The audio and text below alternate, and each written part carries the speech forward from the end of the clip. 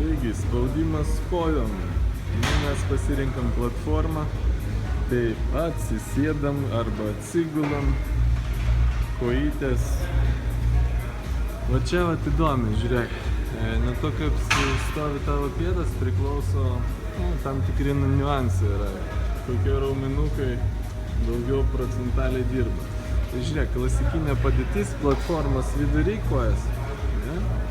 Pėdos tiesiai, į priekį, neišsukinėk, pirštukai į viršų, jo.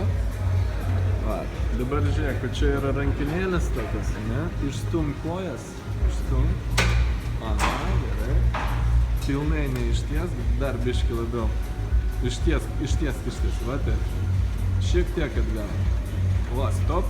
Va čia tavo pradinė padėtis bus, supratai? Supratai ar ne, negirdžiu?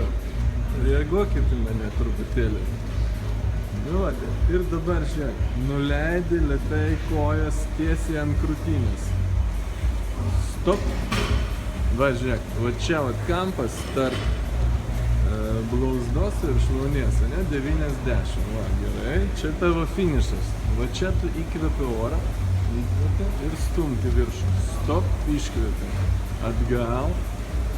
Įkvepi, stop. Iškvepi. Ir keletą kartų. Įkvepi, iškvepi. Gerai. Įkvepi, iškvepi. Nu, va, maždaug taip.